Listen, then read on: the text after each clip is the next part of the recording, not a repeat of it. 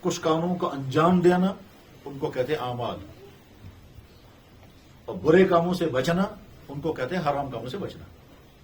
تو جب انسان کے عقیدے بھی صحیح ہوں گے، اعمال بھی صحیح ہوں گے اور برے کاموں سے بچے گا بھی، تو جواب ہے کہ مکمل مسلمان ہو گیا۔ عقیدے کا تعلق انسان کے دل کے ساتھ ہے، اس میں کرنا کچھ نہیں ہے۔ عمل کا تعلق انسان کی باڈی کے ساتھ ہے کہ کرنا ہے، اور بچنے والے کاموں کے میں کچھ کا تعلق دماغ کے ساتھ، کچھ کا تعلق دل کے ساتھ، کچھ کا تعلق جسم کے ساتھ۔ جن کاموں سے انسانوں کو بچنا ضروری ہے ان کاموں میں سے کچھ کا تعلق دل کے ساتھ ہے، جیسے تکبر، جیسے حسد، جیسے ضد، جیسے دوسرے کو حقیر سمجھنا، یہ سارا دل اور دماغ کا تصور ہے۔ ماننے والے حقائق کو مان لینا عقیدہ، کرنے والے کاموں کو انجام دینا عمل، اور بچنے والے کاموں سے بچنا یہ دین کا حکم ہے۔ ماننے والی حقیقتوں میں سے ایک اہم حقیقت جب ہم سمجھاتے ہیں تو یوں کہیں گے کہ مسلمان یوں کہتا ہے، میں اللہ کو مانتا ہوں، میں نبیوں کو مانتا ہوں، میں فرشتوں کو مانتا ہوں، میں مرنے کے بعد زندہ ہونے کو مانتا ہوں، میں اللہ کی طرف سے آنے والی کتابوں کو مانتا ہوں، اور میں یہ بھی مانتا ہوں کہ دنیا میں جو کچھ ہوتا ہے وہ اللہ کے فیصلے سے ہوتا ہے۔ اسی کو ہم کہتے ہیں آمنت باللہ وملائکتہ وکتبہ ورسلہ والیوم الآخر والقدر خیرہ وشرہ من اللہ تعالیٰ والبعث بعد الموت۔ یہ عقائد کا بیان ہے۔ ان میں سے مجھے صرف ایک بات پر اس وقت عرض کرنی ہے، کچھ اس سے پہلے بھی عرض کر چکا، اسی کو میں تھوڑا دوسرے انداز میں سمجھانے کی کوشش کروں گا۔ ایک مسلمان کو جیسے اللہ کی ذات پر یقین رکھنا لازم، جیسے مرنے کے بعد زندہ ہونے پر یقین رکھنا لازم، جیسے نبیوں کے سچے ہونے کا یقین رکھنا لازم ہے، جیسے فرشتوں کے متعلق یہ یقین رکھنا لازم ہے کہ فرشتے اللہ کے ایک مخلوق ہے اگرچہ ہم نے ان کو دیکھا نہیں، اسی طرح سے مسلمان کو یہ عقیدہ رکھنا بھی لازم ہے کہ اس کائنات میں جو کچھ ہوتا ہے اللہ کے فیصلے سے ہوتا ہے، اسے وہ کہتے ہیں تقدیر، والقدر خیرہ وشرہ من اللہ تعالیٰ والبعث بعد الموت۔ اس عقیدے تقدیر میں بہت سارے لوگوں کو کنفیوژن ہوتا رہتا ہے اور بکثرت نوجوان پوچھتے رہتے ہیں، بلکہ کبھی کبھی ایسا لگتا ہے کہ شاید کوئی دن خالی نہیں جائے گا جب کوئی نہ کوئی سوال پوچھتا ہے کہ جناب تقدیر خدا، جب اللہ نے سب کچھ لکھا تو ہمارا کیا قصور ہے؟ تو میں اس سلسلے میں تھوڑی سی وضاحت کرتا ہوں، مکمل اس وجہ سے نہیں کہ حدیثوں میں منع آیا ہے کہ اس پر بحث کبھی مت کرنا، بس امان لو تم، بحث کبھی نہیں، کیونکہ بحث کرتے کرتے کبھی کبھی انسان الجھاؤ کا شکار ہو جاتا ہے، الجھاؤ سے نکل نہیں پاتا۔ اس لیے اللہ کے نبی نے منع فرمایا، اور صحابہ کرام کی جگہ دیکھا کہ جب تقدیر پر بات کر رہے تھے تو آپ نے سامنے جب دیکھا تو آپ نے ناراضگی کا اظہار فرمایا، لیکن اس کے باوجود جو کچھ بھی بتایا جاتا ہے وہ بھی کتابوں ہی سے پڑھ کر کے اپنے اساتذہ سے سن کر کے عرض کیا جاتا ہے۔ اس سلسلے میں عام فہم سے عام فہم انداز میں سمجھانے کی اپنی کوشش کرتا ہوں، آپ توجہ سے سنیں۔ محکمہ موسمیات روزانہ پیشن گوئی کرتی ہے کہ اگلے 24 گھنٹے میں بارش ہوگی، برف ہوگی یا دھوپ ہوگی، اور اکثر وہ پیشن گوئی پوری ہو جاتی ہے، کبھی کبھی خلاف بھی ہو جاتی ہے۔ ایک ڈاکٹر کسی پیشنٹ کو ملاحظہ کرنے کے بعد کہتا ہے کہ یہ بچنے والا نہیں ہے، ہمارا میڈیکل بتاتا ہے کہ اس کی زندگی زیادہ سے زیادہ 3 مہینے، 6 مہینے، سال بھر ہے، اور واقعی بیمار اسی طرح سے مر جاتا ہے۔ دوائی بنانے والی کمپنی دوائی بناتی ہے اور ساتھ میں اس پہ لکھتی ہے کہ یہ دوائی اتنے عرصے میں ایکسپائر ہو جائے گی۔ ایک ماہر انجینئر نے پل بنایا اور ساتھ میں وہ یہ بھی کہتا ہے کہ ڈاکومنٹ لکھ دیتا ہے کہ یہ پل اتنے دنوں تک تو ٹھیک رہے گا، اس کے بعد یہ پل انسیف ہے۔ ایک ماہر ٹیچر اسٹوڈنٹ کو دیکھ کر کے بول دیتا ہے کہ یہ لڑکا آگے چل کر کے یہ بنے گا، اور واقعی وہ بن بھی جاتا ہے۔ ایک ماہر ٹیچر ایک ایسے بچے کو جو شرارتی ہے اس کو دیکھ کر کے کہتا ہے کہ یہ کچھ نہیں کرے گا، یہ بربادی کرے گا، کچھ نہیں کرے گا، حالانکہ بہت انٹیلیجنٹ ہے، بہت ذہین ہے، مگر یہ خرابی ہو جائے گا کیونکہ، اور واقعی وہ ایسا ہی ہوتا ہے۔ ایک ماہر انجینئر نے ایک شاندار بلڈنگ بنائی، اور بلڈنگ بنا کر کے آخر میں وہ یہ کہتا ہے کہ آگے چل کر اس بلڈنگ کا جو ہونے والا ہے اتنے عرصے تک تو یہ ٹھیک رہے گی، اس کے بعد کبھی بھی بلڈنگ گر سکتی ہے، یا کہیے بلڈنگ انسیف، اور واقعی وہی ہوتا ہے۔ ہم نے کسی انسان کو کوئی چیز کھاتے ہوئے دیکھا تو ہم نے کھاتے ہوئے اندازہ کیا کہ دیکھو مجھے لگتا ہے تم کو ضرور انفیکشن ہوگا جس طرح سے تم کھا رہے ہو۔ اس نے کہا کیوں؟ کہ لگا آپ پانی پی رہے ہیں یہ صاف نہیں ہے، سبزیاں کھا رہے ہیں یہ بھی صاف نہیں ہے، گوشت کھا رہے ہیں وہ بھی صاف نہیں ہے، تو لگتا ہے کہ آپ کو ضرور انتڑیوں کا انفیکشن ہو جائے گا اور واقع ہو بھی جاتا ہے۔ یہ جو اتنی خبریں میں نے بتائی، اس میں ان تمام چیزوں میں کیا ہوا؟ ایک آیا رزلٹ، ایک آئی پہلے سے ایک انفارمیشن، اور اس کے بعد پھر وہ واقع ہوا۔ ڈاکٹر نے بیمار کو دیکھ کر کے بتایا کہ یہ بیمار اتنے دنوں میں مر جائے گا، کیونکہ خدا نہ خواستہ کینسر لاسٹ سٹیج پر ہے، اور لاسٹ سٹیج پر ہونے کے معنی یہ ہے کہ اب یہ بچنے والا نہیں۔ ہمارا میڈیکل بتاتا ہے کہ 3 مہینے میں مرے گا، اور واقعتاً وہ 3 مہینے میں مرا۔ تو جو ڈاکٹر نے بتایا تو وہی ہوا، محکمہ موسمیات والوں نے جو کہا تھا وہی ہوا۔ دوائی بنانے والی کمپنی نے جو دوائی کے بارے میں کہا تھا کہ یہ 1 سال میں ایکسپائر ہو جائے گی، واقعی 1 سال کے بعد دیکھا تو دوائی ایکسپائر ہو گئی تھی، اور اگر اس کو لیبارٹری میں ٹیسٹ کیا گیا تو پتا چلا کہ یہ تو دوائی ایکسپائر ہو گئی ہے، اس کے اندر وہ تمام سمپٹمز ختم ہو گئے ہیں۔ بولنے والا بول رہا ہے، اور اس کے بعد آگے جو ہوا وہ وہی ہوا جو اس نے بولا ہے پہلے۔ اب سوال یہ ہے کہ بولنے والے نے جو کچھ بولا، آگے جو ہوا ہے یہ بولنے کی وجہ سے ہوا یا کسی اور وجہ سے ہوا، بس کسی کو سمجھنا ہے۔ ڈاکٹر نے کہا یہ پیشنٹ مرے گا، تو یہ مرا اپنے ٹائم پر جو ڈاکٹر نے کہا تھا، یہ ڈاکٹر کے کہنے سے مرا یا بیماری کی وجہ سے مرا؟ یہ ہے سوال۔ جواب ہے کہ مرا تو انسان بیماری کی وجہ سے، لیکن ڈاکٹر نے پہلے بول دیا۔ ٹھیک اسی طرح سے ایک طالب علم کے بارے میں استاد نے یہ کہا کہ یہ بچہ خراب ہو جائے گا، یہ کچھ نہیں کر پائے گا، کچھ نہیں کر پائے گا، یہ خراب ہو جائے گا، اور واقع آگے چل کر کے بچہ بگڑ گیا۔ تو اس بچے کے بگڑنے کی وجہ استاد کا کہنا ہے، یا بچے کے بگڑنے کی وجہ سے اس کی خود کی خراب عادتیں ہیں؟ جواب خود کی خراب عادتیں۔ اگر استاد نہیں بھی کہتا تب بھی اس کو بگڑنا تھا، اگر ڈاکٹر نہیں بھی کہتا تب بھی پیشنٹ کو مرنا تھا، محکمہ موسمیات اگر نہیں بھی بولتی تب بھی بارش ہونے والی تھی، اگر ہونے والی تھی۔ ایئرپورٹ پر آپ گئے، وہاں اناؤنس ہو رہا ہے فلانی فلائٹ ڈیلے، آپ پریشان ہو گئے، تھوڑی دیر بعد انہوں نے اناؤنس کیا کہ صاحب فلائٹ ٹائم پر آ رہی ہے، آپ خوش ہو گئے۔ یہ جو اناؤنس ہو رہا ہے، اس اناؤنس کی وجہ سے فلائٹ ٹائم پر آئے گی، اور اس اناؤنس کی وجہ سے فلائٹ ڈیلے ہو رہی ہے، یا جو ہونے والا تھا وہ اناؤنس پہلے سے کر رہا ہے؟ کسی کو سمجھنا ہے۔ جواب یہ ہے کہ اناؤنس کرنے والا ایکشن نہیں کرتا، وہ ہونا جو والا ہوتا ہے وہ اناؤنس کر دیتا ہے۔ اناؤنس کرنے والا وہی اناؤنس کرتا ہے جو ہونے والا ہے، اس کی اناؤنس کرنے کی وجہ سے وہ نہیں ہوتا، یہ نہیں کرتا تب بھی وہ ہونے والا تھا۔ ڈاکٹر نے جو کچھ کہا وہ آگے وہی ہوا، یہ ڈاکٹر کے کہنے کی وجہ سے نہیں ہوا بلکہ بیماری کی وجہ سے ہوا۔ استاد نے طالب علم کے بارے میں جو کچھ کہا وہ آگے طالب علم کا وہی ہوا، تو یہ استاد کی وجہ سے نہیں ہوا ہے بلکہ طالب علم کو وہی کرنا تھا۔ آپ ایک ایسی غذا کھا رہے ہیں جو خراب ہے، دیکھنے والے نے کہا کہ صاحب آپ تو بیمار ہو جائیں گے، اور آپ آگے بیمار ہو گئے۔ سردیوں میں بچے کو ہم نے دیکھا وہ برف کھا رہا ہے، تو ہم کہتے بیٹا تمہاری چھاتی خراب ہو جائے گی، تم کو زکام ہو جائے گا، وہ کہتا نہیں ہوگا، اور شام کو دیکھا بچے کو واقعی بیمار ہو گیا۔ تو یہ جو بیمار ہوا، یا تو اس کو چھاتی خراب ہوئی، یا تو زکام ہوا، یا ہمارے کہنے کی وجہ سے ہوا، یا جو وہ ایکشن کر رہا تھا، برف کھا رہا تھا، سردی میں کھڑا تھا، کھیل رہا تھا، اس کی وجہ سے ہو، جواب اس کی وجہ۔ اور اگر ہم نہیں بھی بولتے تب بھی یہ ہونا ہی تھا۔ بس یہ ساری مثالیں ذہن میں رکھ کر کے، اور بھی مثال صاحب وقت ختم ہو جائے گا، یہ ساری مثالیں ذہن میں رکھ کر اب دیکھیے آگے۔ اللہ تعالیٰ شامل کائنات کو بنائے، انسان کو پیدا کیا، اس انسان کو موت تک جو کچھ یہ کرنے والا ہے یہ کرنے والا ہے۔ اللہ تعالیٰ پہلے بولتے ہیں فلاں ٹائم پر یہ کرے گا، فلاں ٹائم پر یہ کرے گا، فلاں ٹائم پر یہ کرے گا، کرے گا، مگر خود انسان جو کچھ کرتا ہے وہ اللہ کے کہنے کی وجہ سے نہیں کرتا ہے، جو اس انسان کو کرنا ہے اللہ کو پہلے بول دیتے ہیں۔ اگر یہ بات سمجھ میں آ گئی تو کبھی کنفیوژن کا شکار نہیں ہو گیا۔ اور حقیقت یہی ہے کہ انسان کرتا خود ہے، اب بس اللہ تعالیٰ پہلے۔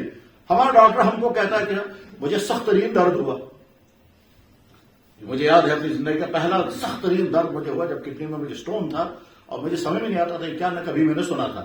تو جب میں بلکتا رہا رات بھر، تو صبح کو ڈاکٹر آئے، کہنے لگے گھبرانے کی بات نہیں، آپ ابھی 5 منٹ میں آپ کا درد ختم ہو جائے گا۔ میں نے کہا 5 منٹ میں کیسے ختم ہو جائے گا، میں اتنا دھڑکتا رہا رات بھر، تو 5 منٹ میں کیسے ختم ہو جائے گا، پتہ نہیں کیا کہہ رہے ہیں یہ۔ چونکہ میں بہت زیادہ مایوس ہو گیا تھا ڈر کی وجہ، تو اس نے کہا نہیں ابھی 5-10 منٹ میں آپ ٹھیک ہو جائیں گے۔ اس نے تیز قسم کا بیرلگام جب انجیکشن لگایا، 5 کے بعد مجھے نیند پڑ گئی۔ تو اب سوال یہ ہے وہ ڈاکٹر کے کہنے کی وجہ سے مجھے ریلیف ہوا یا دوائی سے ہوا؟ دوائی سے ہوا۔ اس نے جو پہلے بولا وہ نہیں بھی بولتا تب بھی یہ ہونے والا تھا.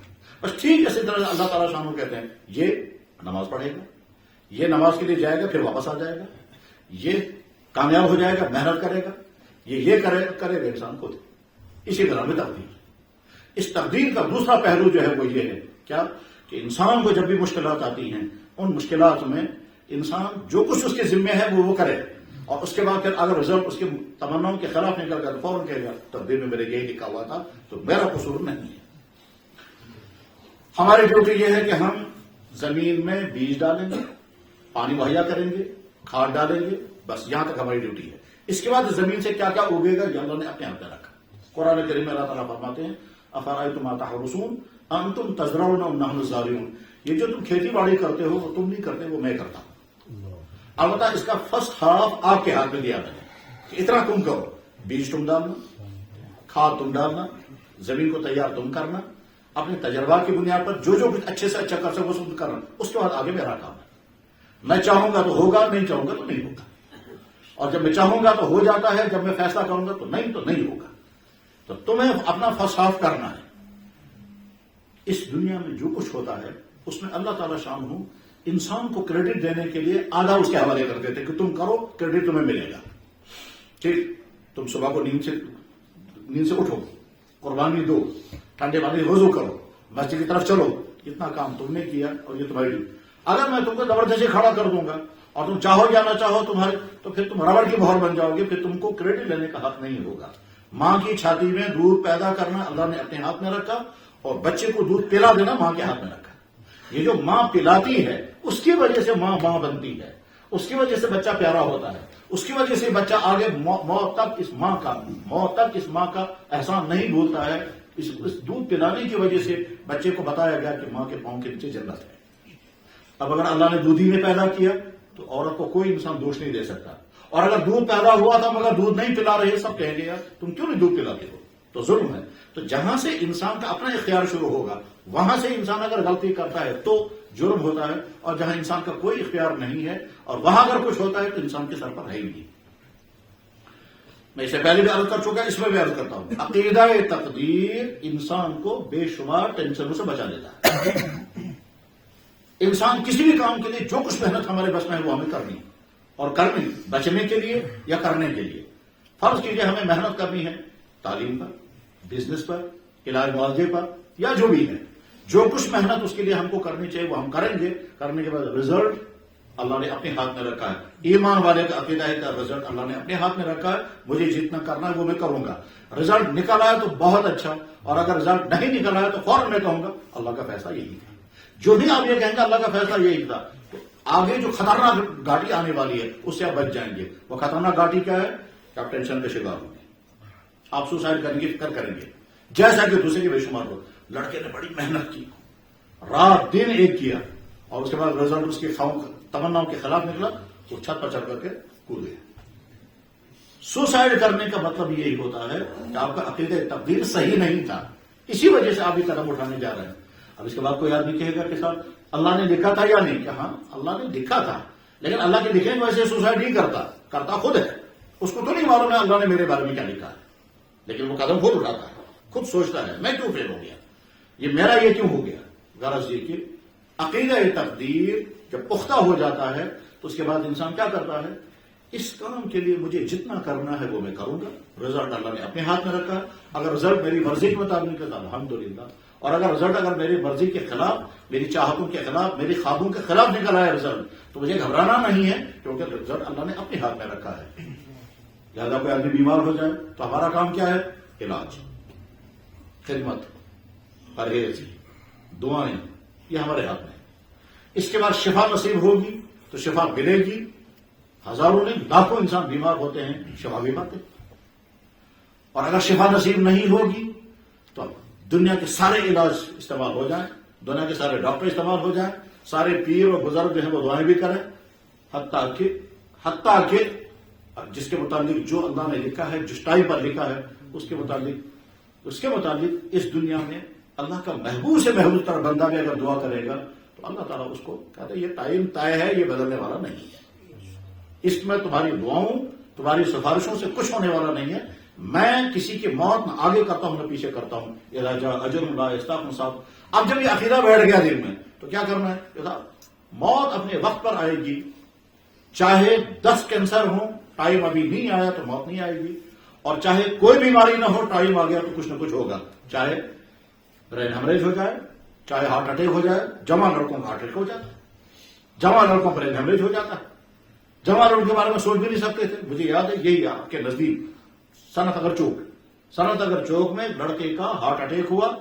زندگی میں کبھی اس کو کوئی ہارٹ کی کوئی تکلیف نہیں تھی. وہاں پلے گراؤنڈ سے کھیل کر کے نکلا اور اب بائک لی، اور یہاں بائک لی اور صنعت اگر چوک میں آ کر کے بائک سے اتر گیا.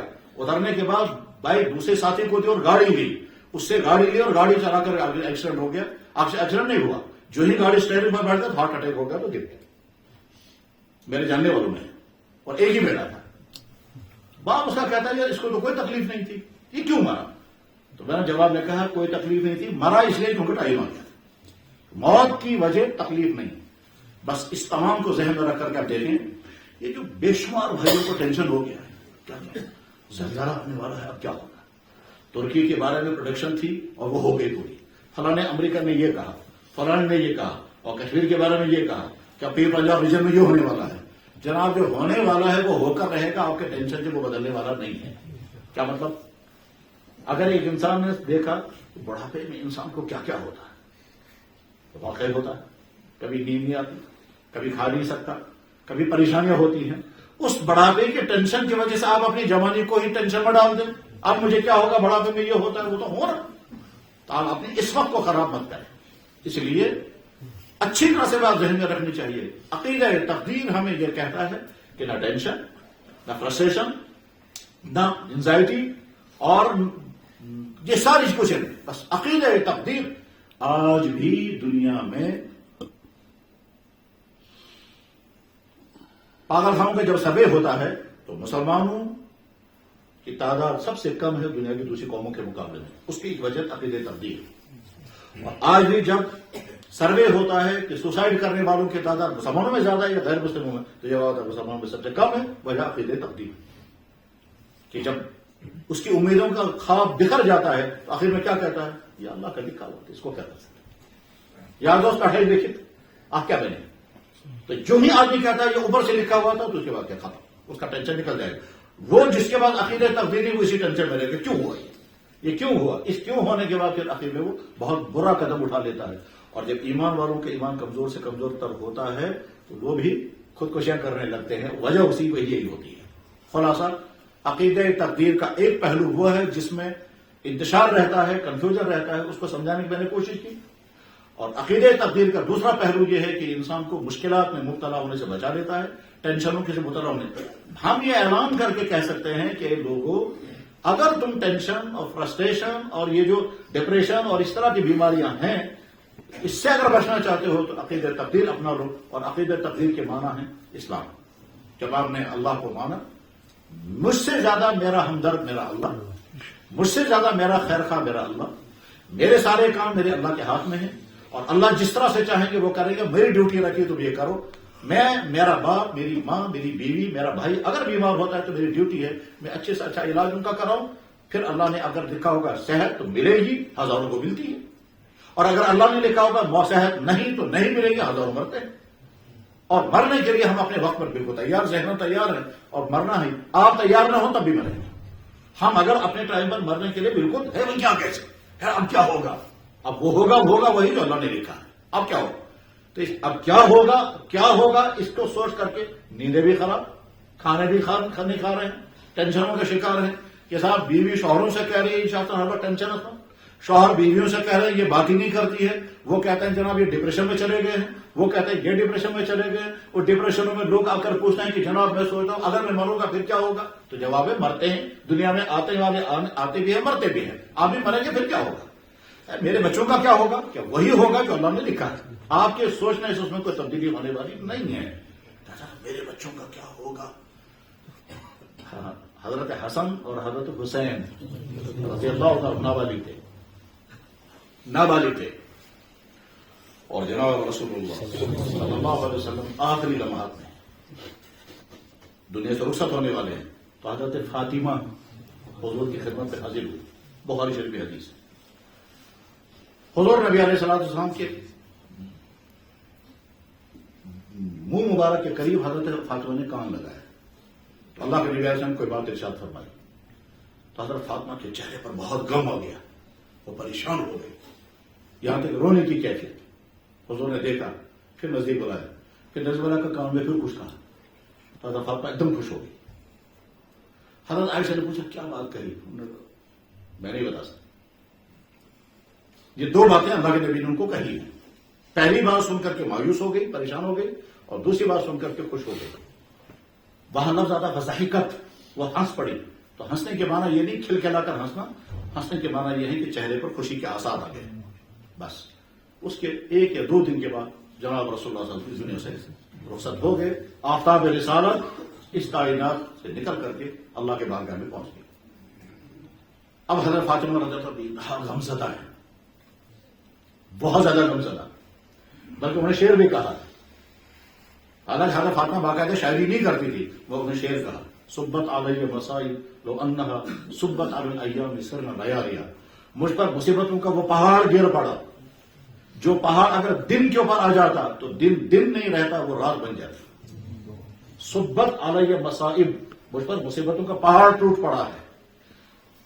اگر یہ دن کے اوپر ڈال دیا جاتا تو دن رات بن جاتی. اور حضرت انس کہتے ہیں کہ جب ہم اللہ کے نبی علیہ الصلوۃ والسلام کی قبر مبارک تیار کر کے باہر نکلے تو حضرت فاطمہ نے بلا کر کے کہا تمہارے دل نے کیسے گوارا کیا کہ حضور کی قبر مبارک پر تو مٹی ڈال دو. تو کس کا گرو یہ برداشت, تو اتنی قبر مبارک پر نیت. خیر, اب حضرت عائشہ صدیقہ رضی اللہ عنہ نے حضرت فاطمہ سے پوچھا کیا کہا تھا اس دن حضور نے. اب حضرت فاطمہ رضی اللہ عنہ فرمایا حضور نے میرے کان میں کہا فاطمہ میں رخصت ہونے والا ہوں, فاطمہ میں رخصت ہونے والا ہوں. تو میرے چہرے پر غم آ گیا. پھر جب حضور نے دیکھا تو پھر مجھے قریب بلا کر کہا فاطمہ میرے جانے کے بعد بہت جلد تم میرے پاس پہنچ جاؤ گے, میرے جانے کے بعد بہت جلد تم میرے پاس پہنچ جاؤ گے. میرے چہرے پر خوشی آ گئی. ٹھیک ہے, اب سوال یہ ہے حضرت فاطمہ نے کیوں نہیں سوچا میرے بچے تو ابھی نابالغ ہیں, میرے بچے تو ابھی نابالغ, میں نے پہلے عرض کیا حسن حسین نابالغ. تو وہ خوش ہو گئی کہ ہاں مجھے گویا یہاں اس دنیا میں زیادہ دیر اپنے ابا جان سے جدا نہیں رہنا ہے, ایک دم خوشی ہو. چنانچہ اس کے بعد صرف 6 مہینے حضرت فاطمہ زندہ رہی ہے اور 6 مہینے بعد دنیا سے رخصت ہو گئی. حسن حسین نابالغ. جناب میرے بچن کیا ہوئے, میرے بچوں کا کیا ہوگا. ٹھیک ہے, یہ انسان سوچتا ہے میرے بچوں کا کیا ہوگا. بچوں کا وہی ہوگا جو اللہ نے لکھا ہے. اس کے علاوہ آپ ہوں گے تب بھی وہی ہوگا جو اللہ نے لکھا ہے, اور نہیں ہوں گے تب بھی وہی ہوگا جو اللہ نے لکھا ہے. ہوں گے تب بھی وہی ہوگا. تو کہتے ہیں ملک الموت سے پوچھا گیا آپ کو کبھی ترس بھی آیا ہے کسی کے جان نکالتے ہوئے؟ کہے گا 2 جگہ ترس آیا.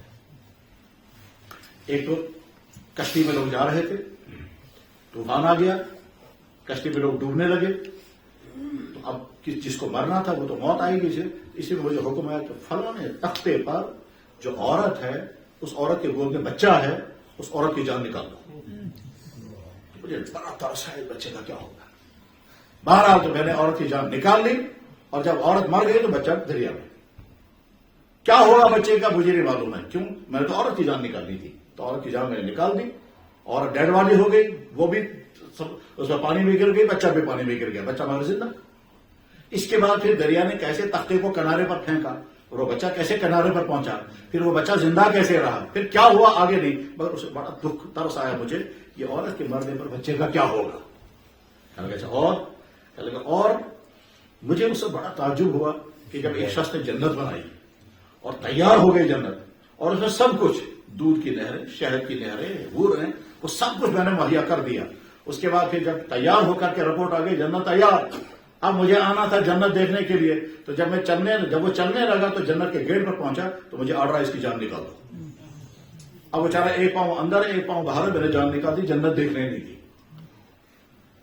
تو جواب میں آیا وہ جو بچہ وہاں سمندر میں گرا تھا یہ وہی بچہ تھا جو جنت بنا رہا تھا. شداد. تو جناب آپ کہتے ہیں اگر میں مر گیا پھر کیا ہوگا, تو بچوں کا کیا ہوگا. جناب کتنے ہی وہ ہیں جن کے ظاہری سہارے چھن گئے اور بچے کہیں سے کہیں پہنچ گئے, اور کتنے وہ ہیں جن کے ظاہری سارے سہارے موجود تھے اور بچے کسی قابل نہیں ہوئے. تو انسان اپنی محنت سے عقیدہ تقدیر ایسے مشکل وقت میں انسان کو بچا دیتا ہے. تو لہذا ایک مسلمان کو اللہ کے فیصلے پر ہے.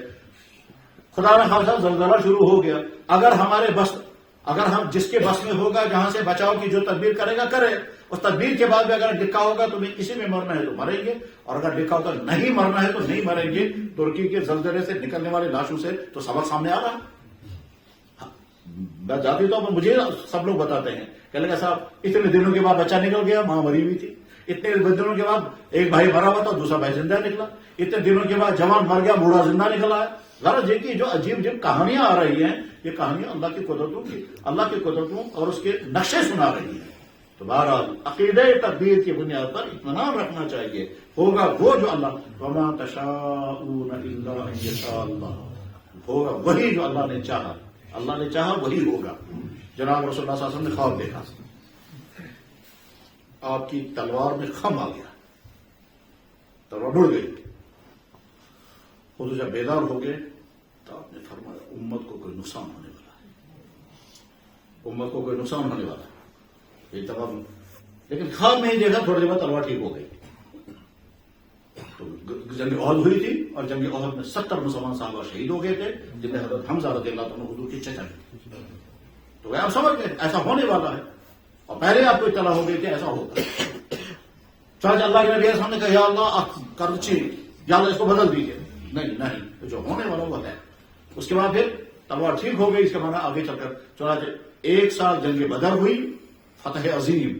اگلے سال جنگ احد ہوئی، مسلمانوں کو بہت بڑا نقصان. اللہ کے نبی موجود، اللہ کے نبی کے دانت مبارک شہید ہو گئے، سر مبارک زخمی ہو گیا، اور کیا کیا ہوا، اور 70 صحابہ شہید ہو گئے. اور اس کے بعد اگلا سال آیا تو بہت بڑی فتح مل گئی جنگ خندق میں، اور جنگ خندق میں فتح مل گئی، حیرت انگیز فتح. اور اس کے بعد اللہ کے نبی نے فرمایا آج کے بعد مدینے میں اب کوئی حملہ نہیں کر سکے گا، یہ آخری حملہ. اس کے بعد مدینے میں کبھی کوئی حملہ نہیں ہوا، کر بھی نہیں سکتے. بدر، احد اور خندق کے بعد آپ نے فرمایا الان نغزونا ولا یغزونا، اب یہاں کوئی نہیں آئے گا، اب تو ہم جائیں گے. چاہے اللہ کے نبی علیہ السلام نے اگلے 2 یا 3 سال کے بعد پھر آپ نے مکہ مکرمہ پر ایسا رحیمانہ حملہ کیا، ایسا مشفقانہ حملہ کیا. مشفقانہ رحیمانہ میں بول رہا ہوں، ایسا رحیمانہ مشفقانہ حملہ کیا کہ کسی ایک آدمی کا ناحق قتل نہیں ہوا، کسی ایک آدمی کا مال نہیں لوٹا گیا، کسی ایک عورت کو چھیڑا نہیں گیا. اور اس طرح سے مکہ مکرمہ مسلمانوں کے قبضے میں آ گیا. اس تاریخ میں، اس انسانی تاریخ میں محمد رسول اللہ صلی اللہ علیہ وسلم کا یہ کردار نمونہ ہے کہ ایک قوم جب دوسری قوم پر فتح پاتی ہے تو ان کے بال کو بھی نقصان نہ پہنچے. محمد صلی اللہ علیہ وسلم کی، اور آپ نے اعلان کر کے کہا کسی پر کوئی ظلم نہیں ہوگا، کسی پر کوئی نہیں. کسی ایک عورت کو ہاتھ نہیں لگایا گیا، کسی ایک گھر کو لوٹا نہیں گیا، کسی ایک آدمی کو ناحق قتل نہیں ہوا، کسی ایک آدمی کو چھڑا نہیں گیا، کسی ایک آدمی کو تانا بھی نہیں دیا گیا. اور اس طرح سے ایک ملک حضور کے قبضے میں آیا. بہرحال عقیدہ تقدیر مستحکم رکھنا چاہیے، اور اس کے نتیجے بھی انسان خوش ہو کر زندگی گزار سکتا ہے. اللہ تعالیٰ ہمارا ایمان پختہ بنائے، اللہ تعالیٰ شانو ہمارا مستقبل اس سے زیادہ اچھا بنائے جتنی ہماری تمنا ہیں، اور اس اچھے مستقبل کے لیے ہمیں جو کچھ کرنا ہے وہ ہمیں کرنا ہے، اور اس کے بعد پھر معاملے اللہ کے حوالے کرنے ہیں. وآخر دعوانا الحمدللہ رب العالمین برحمتک یا ارحم الراحمین. مختصر سی دعا کیجیے، بیٹھ